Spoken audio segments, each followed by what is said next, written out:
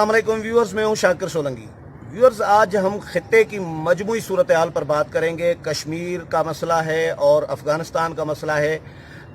अफ़गानिस्तान में तालिबान के साथ मुज़ाकरात हो रहे हैं एक तरफ, दूसरी तरफ तालिबान ने 2 दिन पहले ही कुंदूज़ पर भी कब्ज़ा किया है। कुंदूज़ बड़ा शहर है अफ़गानिस्तान का। मुज़ाकरात के अलावा अमेरिका का इनखला है अफ़गानिस्तान से और हुकूमत पर भी तनकीद हो रही है मसले कश्मीर के हवाले से अपोजिशन की तरफ से कि हुकूमत ठोस इक़दामात नहीं कर रही। आलमी रहनुमाओं के साथ रवाबित के हवाले से भी तनकीद की जा रही है हुकूमत पर अपोजिशन की तरफ से। कल 2 वज़राए ख़ारजा आ रहे हैं, सऊदी अरब के वज़ीर ख़ारजा आ रहे हैं और UAE के वज़ीर ख़ारजा भी आ रहे हैं। सऊदी वली अहद के साथ एक महीने में यानी 30 दिन के अंदर वज़ीर आज़म ने 3 मरतबा रब्ता किया है। हुकूमत अपनी तरफ से यकीनन कोशिश कर रही है, लेकिन तनकीद का भी सामना है हुकूमत को। खालिद महमूद साहब सीनियर जर्नलिस्ट हैं, एक्सप्रेस TV में काम करते हैं और ये फॉरेन ऑफिस को भी कवर करते हैं। खालिद साहब से डिस्कस करेंगे। खालिद साहब, वज़राए ख़ारजा 2 आ रहे हैं कल, क्या करने आ रहे हैं? कोई इनसे जो रवाबित हो रहे हैं हमारे वज़ीर आज़म के या वज़ीर ख़ारजा के, तो इनका कोई मस्बित, कोई पॉजिटिव, कोई नतीजा भी निकलेगा?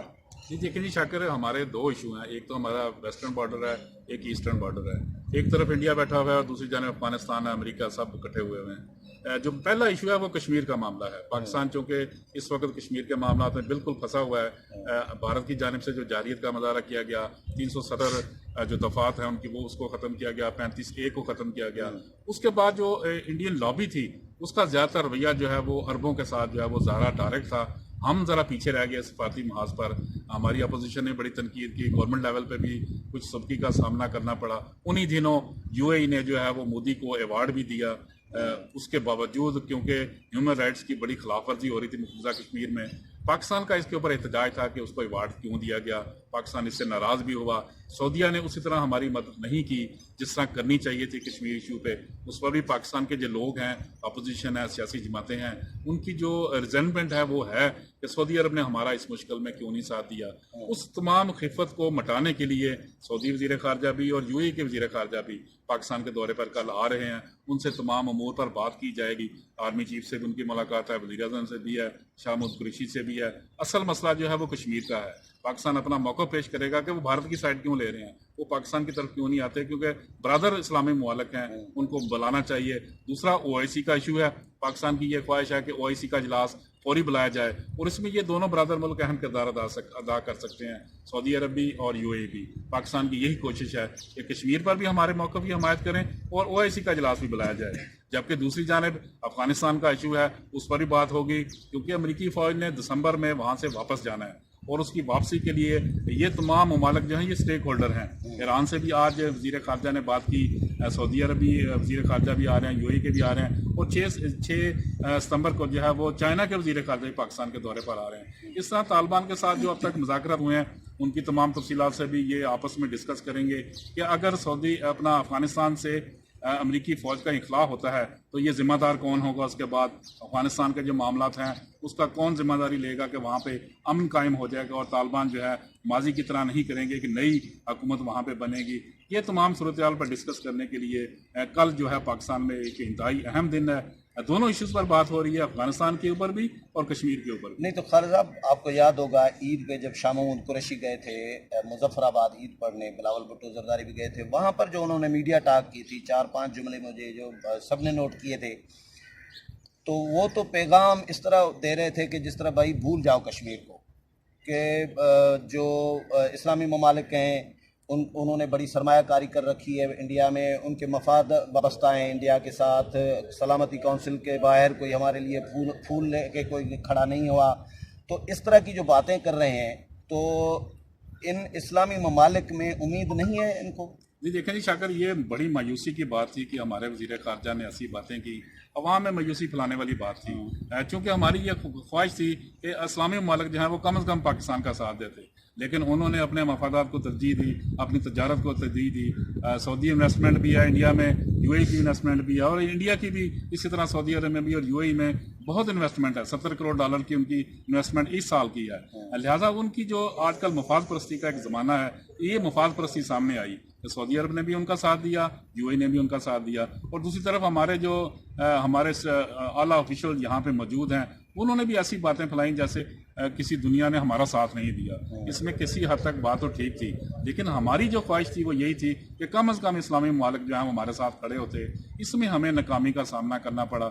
हमारी खारजा पॉलिसी में बहुत सारी नाकामियाँ हुई, बहुत सारी जो लूप होल्स हैं वो नज़र आई कि पाकिस्तान ने खाली यूरोप के साथ ही नहीं, इस्लामी मुमालिक के साथ भी बनाकर नहीं रखी हुई, और इस्लामी मुमालिक जब मुश्किल का वक्त आया तो उन्होंने पाकिस्तान का साथ नहीं दिया। जो इस्लामी मुमालिक पड़ोसी हैं उनके साथ भी आपका फटा चल रहा है। जी हाँ, बिल्कुल, और ईरान के साथ भी है, अफगानिस्तान के साथ भी है, ये दो मुल्क यहाँ पे मौजूद हैं, उसके साथ भी है। अब जो दीगर अरब मुमालिक हैं उनके भी अपने अपने इंटरेस्ट हैं, हर मुल्क का अपना मफाद है, अपने मफाद को देख रहे हैं। लेकिन पाकिस्तान की अब ये ख्वाहिश है कि OIC कॉन्फ्रेंस आ जाए ताकि अरबों को भी इकट्ठा कर लिया जाए, दीगर जो इस्लामी मुमालिक हैं वो भी इकट्ठे हों, कम अज़ कम हमारे मौक़िफ़ को जो दुनिया तस्लीम करे। वैसे OIC गैर फाल इदारा नहीं है इस्लामी जी शाकिर, बिल्कुल आपकी बात बिल्कुल सही है। अब तक इसकी कोई कारकर्दगी नहीं है, सिवाय इजलास बुलाने के, मजम्मती करारदाद मंजूर करने के।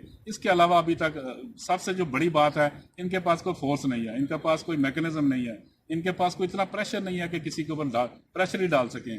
जो इक़्तिसादी लिहाज से मजबूत तो हैं इस्लामी मुमालिक, लेकिन ये किसी मुल्क को कह नहीं सकते कि आप ऐसा करें, इतने कमज़ोर हैं अंदर से, चूँकि ये दूसरे मुमालिक के जो उनका असर रसूख है उसके अंदर दबे हुए हैं। ये मुमालिक खुद कोई फैसला नहीं कर पा रहे। इस्लामी मुमालिक जब इकट्ठे होते हैं तो करारदाद मंजूर कर लेते हैं, लेकिन जब अलग-अलग होते हैं तो ये उसी मुल्क के साथ खड़े हो जाते हैं जिसके साथ इनकी तजारत होती है, मफाद होते हैं, उसी मफाद परस्ती में खड़े हो जाते हैं। वो भूल जाते हैं कि मुस्लिम उम्मा क्या थी, उनको क्या मसाइल थे। ये मुस्लिम उम्मा का जो नारा था ये मफरूज़ा ही है, अभी तक ये मफरूज़ा नज़र आ रहा है, क्योंकि किसी इशू पर भी इनको कोई अभी तक OIC के प्लेटफॉर्म पर कोई फ़ायदा नहीं हुआ। मसला कश्मीर OIC के कई मरतबा प्लेटफॉर्म पे आया, उनके एजेंडे पर आया, लेकिन स्वाय मजम्मती करारदाद के इन्होंने कुछ भी नहीं किया। और आज भी वही यही हो रहा है कि OIC का इजलास बुला लें, उसमें करारदाद पास हो जाएगी, मंजूर हो जाएगी, लेकिन उसके बाद क्या होगा ये कुछ नहीं कहा जा सकता। अपोजिशन तो कुछ और इल्ज़ामात लगा रही है कि इन्होंने जानबूझकर हाथ से कश्मीर दे दिया है, बेच दिया है। ये मौलाना फजल रहमान हो, पीपल्स पार्टी हो, नून लीग हो, सब ये इल्ज़ाम लगा रहे हैं। वो समझ रहे हैं कि ये अंडर स्टेटिंग के साथ हुआ है। हमारे हुक्मरानों को पता है, पहले ही पता था कि मोदी इस तरह करने जाएंगे, लेकिन इन्होंने जो पॉलिसी भी रखी है वो पॉलिसी भी मशकूक कर रही है इनको। देखिए जी, हमारी हुकूमत ने होमवर्क नहीं किया था। मोदी ने जब इलेक्शन लड़ा उसने बिल्कुल अपने एजेंडे में रखा था कि हम वहाँ पे मुसलमानों को ख़त्म करेंगे और हम जो कश्मीर है उसको इंडिया का हिस्सा बनाएंगे। हमने उस पर बिल्कुल होमवर्क नहीं किया, ना किसी से हमने बात की, ना इसको हम UN के फोरम पर लेके गए।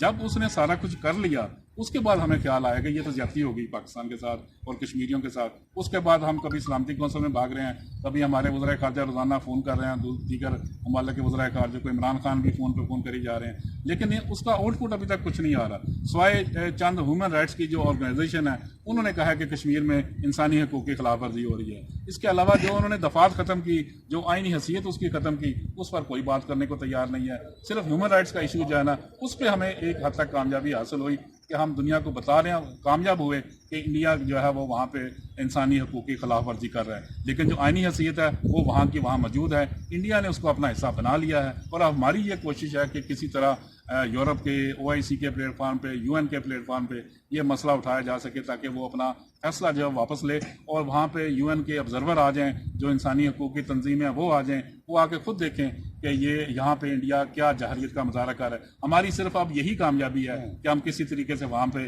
ऑब्जर्वर लाने में कामयाब हो जाए। तो ये वज़ीर आज़म ने जो मोदी के इलेक्शन कैंपेन में के दिनों में कहा था कि मोदी आएंगे तो मसला कश्मीर के हल में मदद मिलेगी, तो यही मदद मिलनी थी। जी देखें, इस हवाले से भी बिल्कुल उनकी राय जो है वो दो मैनी लिए जा सकते हैं। एक तो उन्होंने इंडिया को हिट करने की कोशिश की कि अगर मोदी को आपने कामयाब किया तो मोदी कश्मीर जो है वो पाकिस्तान को दे देगा। इसके दो मैनी थे, एक मैनी यही था कि वो पाकिस्तान को दे देगा, दूसरा मैनी यही था कि अगर हो सकता है ये अक्सरियत में आ जाए, पावर में आ जाए और मैं इसके साथ मुज़ाकरात करूं और ये मेरी बात पे ये आए कि मैंने आपको इलेक्शन जितवाया था, मैंने ये आवाज़ उठाई थी कि मसला कश्मीर हल होगा।